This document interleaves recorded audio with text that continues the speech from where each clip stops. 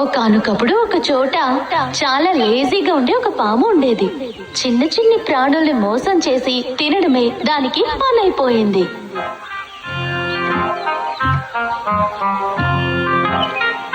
ఓ, కప్పని తిని ఎన్ని రోజులవుతోందో. ఈ రోజు ఎలాగైనా ఒక్క కప్పనైనా మింగేయాలి. దానికి ఏదైనా మార్గం దొరుకుతుందా? దొరకకుండా ఎలా ఉంటుందిలే.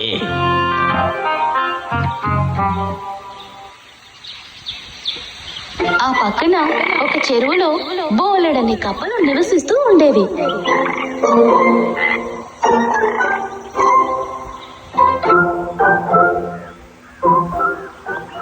ఆ ప్లేస్ వైపుగా ఆ పాము వెళ్ళింది. మరి ఆలస్యం చేయకుండా వెంటనే వెళ్ళి అక్కడికి చేరుకుంది. బాబాయ్, పాము!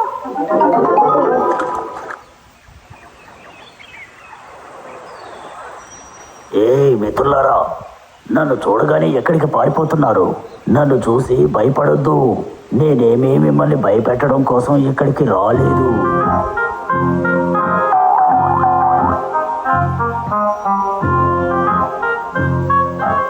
అదేంటంటే నేను ఈ మధ్య మాంసాహారం తినడం మానేశాను. ఏ జీవుల్ని నేను చంపడం లేదు. పూర్తిగా శాకాహారిలా మారిపోయాను. ఇలా చెప్పి మమ్మల్ని మోసం చేద్దామనుకోకు. ఇది నీ ఐడియా అని మాకు తెలుసు. నిజం చెప్పాలంటే నేను మీ అందరికీ సాయం చేయడం కోసమే ఇప్పుడు ఇక్కడికి వచ్చింది. కప్పలు పట్టుకునే కొంతమందిని నేను వచ్చే దారిలో చూశాను. వాళ్ళు ఎటువైపే వచ్చారు. వాళ్ళ మాటలు విని నాకు అర్థమైపోయింది. ఆ విషయాన్ని మీకు చెప్పడం కోసమే నేను ఇంత త్వరగా వచ్చింది. పాము చెప్పింది వినగానే కప్పలకి సందేహము అలాగే భయము రెండూ వచ్చాయి. వాళ్ళు కలిసి కట్టుగా ఆలోచించడం మొదలు పెట్టారు. ఒకవేళ పాము చెప్పింది నిజమేమోనని నాకు అనిపిస్తోంది. కప్పలు పట్టే వాళ్ళు రావడానికి ముందే మనం ఇక్కడ నుంచి పారిపోదామా? అరే, మనం ఈ చోటు వదిలేసి ఇంకెక్కడికి వెళ్తాం చెప్పు? నన్ను గనక మీరు నమ్మారంటే నేను మిమ్మల్ని సురక్షితమైన ప్రాంతానికి తీసుకువెళతాను.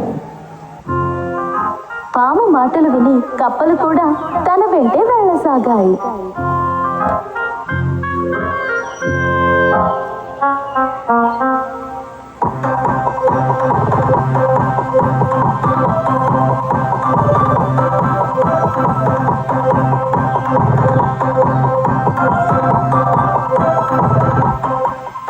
ఒక్క కప్పని తినాలని కోరుకున్న నాకు ఈ రోజు 1 డజన్ కప్పలు దొరికాయి.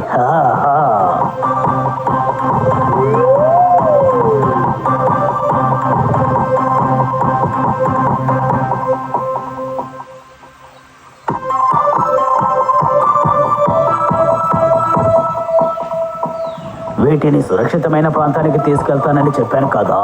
ఆ సురక్షితమైన చోటు నా కడుపన్న సంగతి వీటికి తెలియదు. ఏంటి ఏదేదో వాగుతున్నావు? నీకేదైనా సమస్య ఏంటి? ఎటువంటి సమస్య లేదు. మీరందరూ నన్ను గట్టిగా పట్టుకోండి. నేను చాలా వేగంగా వెళ్ళబోతున్నాను.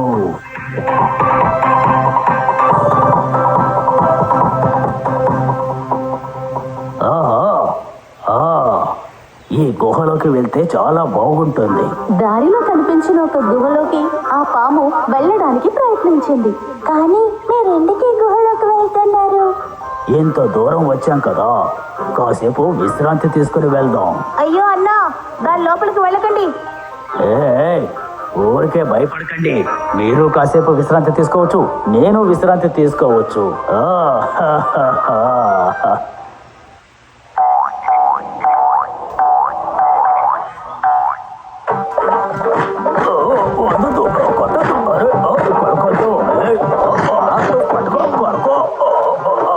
కప్పల్ని తిందామని పాము వచ్చిన ఆ గుహ ఒక గద్దదని మోసాలు మారి అయిన పాముకి తెలియకుండా పోయింది.